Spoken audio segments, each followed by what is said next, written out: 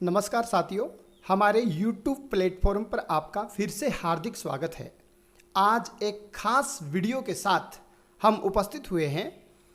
हम बताना चाहेंगे कि किसी रिटायर्ड एम्प्लॉय का सैलरी एरियर पे मैनेजर पर कैसे बनाया जाता है। इस प्रोसेस को सामान्य कर्मचारी या जो कर्मचारी सेवानिवृत्त हो चुके हैं और सेवानिवृत्ति के बाद में किसी कारण से उनका एरियर बकाया है, तो उस बकाया एरियर के बिल को पे मैनेजर पर कैसे प्रोसेस किया जाता है, स्टेप बाय स्टेप इस प्रोसेस को आज हम देखने वाले हैं। तो चलो शुरू करते हैं इस प्रोसेस को। सबसे पहले डीडीओ की यूजर आईडी और पासवर्ड के माध्यम से पे मैनेजर पर लॉगिन हो जाते हैं और उसके बाद में सबसे पहले बिल प्रोसेसिंग में बिल नंबर एलोकेशन पर क्लिक करते हैं। यहाँ अपने को बिल एलोकेशन करना है और बिल एलोकेशन में सबसे पहले जो बिल टाइप है उसमें सैलरी एरियर रखना है और उसके बाद में जो सब टाइप है उसमें सब टाइप में भी सैलरी एरियर ही रखना है। ऑब्जेक्ट हेड में अपन 01 कर देंगे और उसके बाद में बिल नंबर में भी आप 01 कर देंगे, क्योंकि बिल नंबर एलोकेशन होने के बाद में स्वतः ही जनरेट हो जाएंगे, ऑटो जनरेट हो जाएंगे। ये नहीं रहेगा, 01 नहीं रहेगा, ऑटो जनरेट हो जाएगा। यहाँ बिल नेम में जिस कर्मचारी का सैलरी एरियर बनाने जा रहे हैं वह कर्मचारी कौन से ग्रुप में है उस ग्रुप को यहाँ सिलेक्ट करेंगे और उसके बाद सबमिट कर देंगे। सबमिट जैसे ही ऑप्शन पर अपन क्लिक करते हैं एक ऐसा पॉपअप मैसेज अपने सामने ओपन होता है, यहाँ ओके कर देंगे। यहाँ अपन देख पा रहे हैं यहाँ स्टार लग गया है। इसका तात्पर्य यह है कि जो डेट का जो फॉर्मेट है वह सही नहीं है। इसके ऊपर क्लिक करेंगे और जो 5 है इसके ऊपर वापस यहीं पर दोबारा क्लिक कर देंगे। कुछ नहीं चेंज करना है, अर्थात फॉर्मेट चेंज हो गया है, आडी लाइनें आ गई हैं, अर्थात ओब्लिक आ गया है, इसका मतलब फॉर्मेट सही हो गया है। फिर से सबमिट पर क्लिक करेंगे, अपना जो बिल है वह एलोकेशन हो जाएगा। बिल रजिस्टर्ड डिटेल एटेड सक्सेसफुली का मैसेज अपने सामने आ जाएगा। इसके बाद में जो अगली प्रोसेस है बिल प्रोसेसिंग, उसके बाद में सैलरी प्रिपरेशन से अपन देख पा रहे हैं सैलरी एरियर। यहाँ अपन सैलरी एरियर देखेंगे। ध्यान रहे यह किसी रिटायर्ड कर्मचारी से संबंधित ही नहीं है, किसी भी एम्प्लॉय का अपन जो सैलरी एरियर बनाएंगे तो इसी प्रोसेस के माध्यम से अपने को सैलरी एरियर बनाना है। यहाँ अपने कुछ ऑटो सेलेक्टेड हैं, इसके बाद में बिल नंबर है, बिल नंबर में प्लान है, प्लान के बाद में अपन देख पा रहे हैं कि जो बिल नंबर था अपन ने 01 दिया था, लेकिन यहाँ ऑटो जो बिल है वो जनरेट हो गया है, बिल नंबर ऑटो जनरेट हो गया है। इसको सिलेक्ट करेंगे। उसके बाद में रीजन, जो भी रीजन है डिले होने का, सैलरी एरियर बनाने का जो रीजन है वह अपन डाल देंगे। मेरे केस में है एसीपी के कारण यह एरियर बनाना पड़ रहा है, तो ड्यू टू एसीपी लिख दूंगा और यहाँ एम्प्लॉय को सर्च करना है, नेम पर क्लिक करूँगा और एक जो लेटर है वह यहाँ लिखूँगा नाम का। तो मेरे केस में जैसे मैं लिख रहा हूँ तो एम्प्लॉय का नाम यहाँ आ गया है, यहाँ क्लिक करूँगा और उसके बाद में एम्प्लॉय का जो ये ब्लू कलर का जो नाम आ गया है इसके ऊपर क्लिक करूँगा।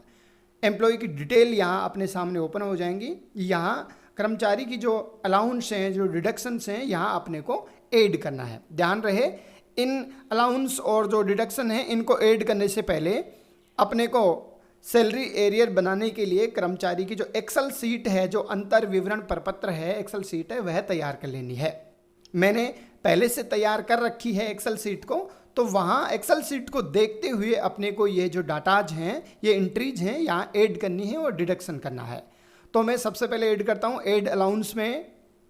ऐड अलाउंस पर क्लिक करता हूँ तो ऐसी पॉपअप विंडो अपने सामने ओपन होती है। फ्रॉम डेट में मेरे केस में 24 अगस्त से मुझे लेना है, 24 अगस्त 2019 से।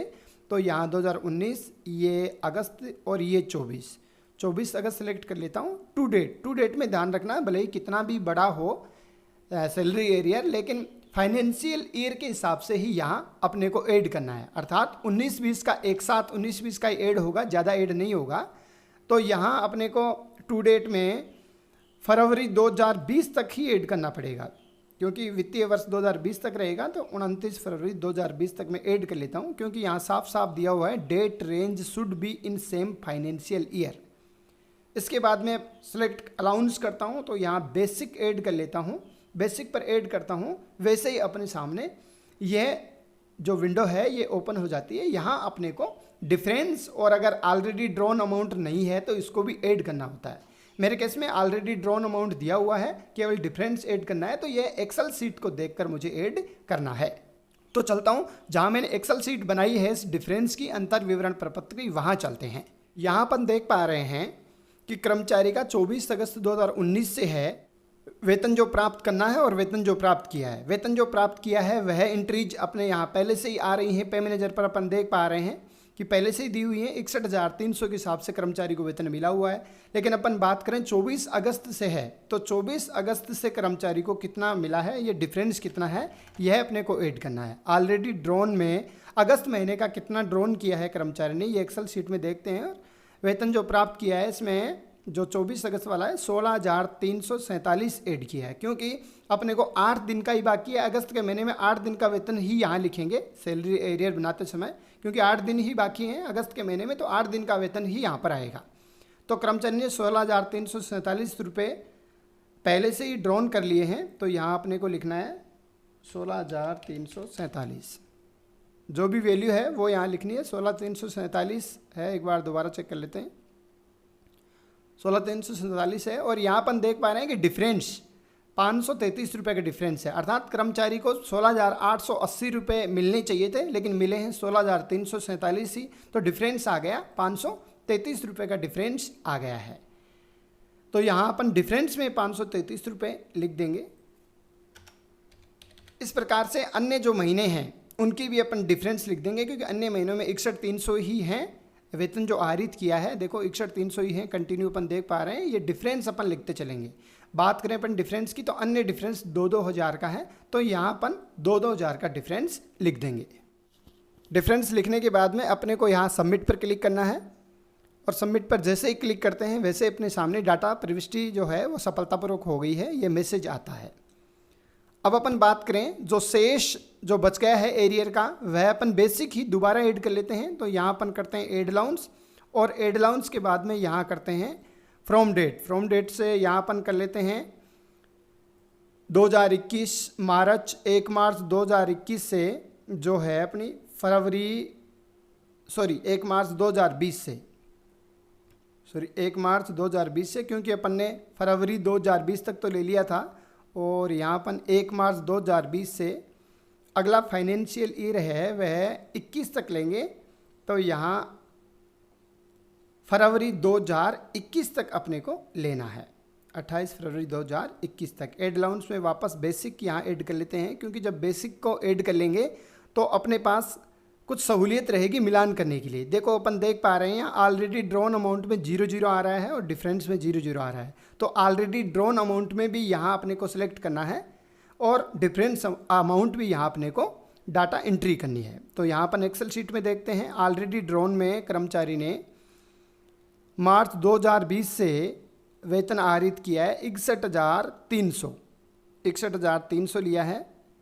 यहाँ अपन देख पा रहे हैं 61,300 है, और जुलाई से 63,100 हो गया है। 61,300 है और जुलाई से 63,100 हो गया है। तो यहाँ अपन एंट्री करते हैं 61,300 है, और जो जुलाई से है वह 63,100 हो गया है। अब और देखते हैं अपन, जुलाई से है वह 63,100 हो गया, 61,300 था। अब अपन बात करते हैं डिफरेंस की।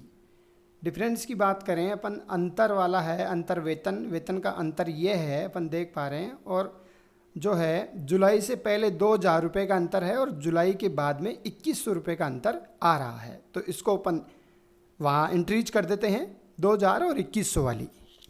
संपूर्ण प्रविष्टि होने के बाद में अपने को यहाँ सबमिट पर क्लिक करना है। जैसे ही सबमिट पर क्लिक करते हैं डाटा सफलतापूर्वक प्रविष्ट हो गया है क्या मैसेज आएगा। तो यहाँ ऐड हो जाने के बाद में सबसे पहले अपने को मिलान करना है। अब अपन मिलान कर पा रहे हैं कि टोटल अलाउंस है जो बेसिक का वो 37,333 रुपये है। अपनी एक्सेल शीट से अपन मिला लेते हैं कि इतना ही हो रहा है क्या। तो देखो सबसे पहले जो अंतर है, अंतर में जो वेतन है उसको देख लेते हैं।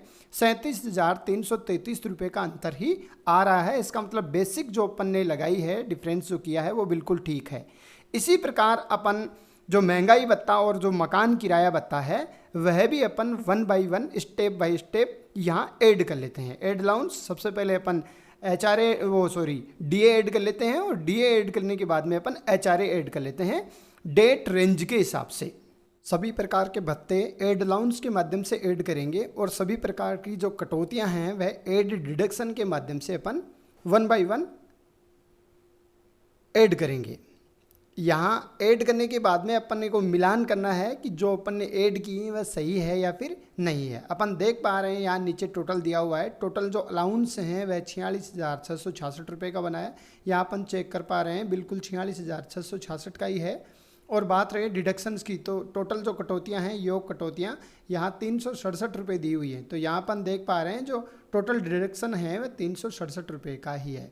अन्य भी अगर आपके केस में कोई कटौतियाँ हैं, जैसे मानो एसआई की मानो, जीपीएफ 2004 की मानो, तो ये जो जीपीएफ की मानो, आरजीएचएस की मानो, जो भी कटौतियां हैं वो कटौतियां यहाँ ऐड डिडक्शन के माध्यम से ऐड कर लेंगे।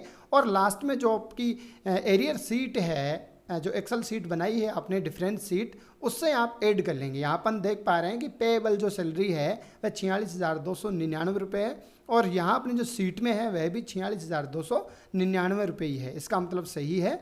यहाँ तक जो अपना बिल है वह बिल्कुल एक्यूरेट ठीक बन गया है।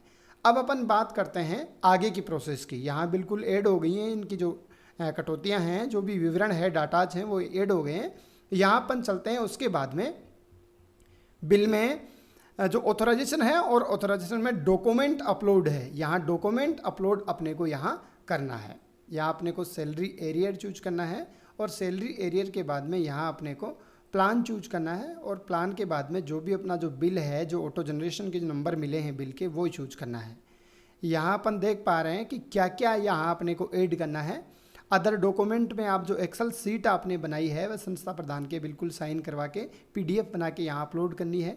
उसके बाद में अपन बात करें कि कर्मचारी सेवानिवृत्त है, तो सेवानिवृत्ति के जो आदेश हैं वह साथ ही लगाने हैं। और इसके साथ ही अपन बात करें कि सैलरी एरियर ऑर्डर, जो सैलरी एरियर का संस्था की तरफ से जो ऑर्डर निकला है वह ऑर्डर यहाँ अपने को सिलेक्ट करना है। सब प्रकार के डॉक्यूमेंट अपलोड करने के बाद में बिल प्रोसेसिंग में चलना है और बिल प्रोसेसिंग में फॉरवर्ड टू DDO, ये फॉरवर्ड टू DDO पर अपन क्लिक करेंगे। जैसे ही अपन फॉरवर्ड टू DDO पर आते हैं, यहाँ अपने को सिलेक्ट करना है सैलरी एरियर और सैलरी एरियर के बाद में अपने को आता है यहाँ प्लान और प्लान के बाद में जो भी अपन ने बिल बनाया है वह शो हो जाता है। यहाँ अपन टिक करेंगे। टिक करने के बाद में अपने को यहाँ सबसे पहले सबमिट पर क्लिक करना है और सबमिट पर क्लिक करने के बाद में अपने जो मैसेज आएगा वहाँ ओके करना है। उसके आगे की जो प्रोसेस है वह बजट वैलिडेट की है, ये करेंगे, फिर ओके का करेंगे और उसके बाद में बिल को यहाँ फॉरवर्ड करना है। बिल को फॉरवर्ड करने के बाद की जो प्रोसेस है वह अपन रिपोर्ट में जाएंगे। रिपोर्ट में सैलरी एरियर है और सैलरी एरियर में नीचे सैलरी एरियर रिपोर्ट है। ये सैलरी एरियर अपने को रिपोर्ट चेक करनी है।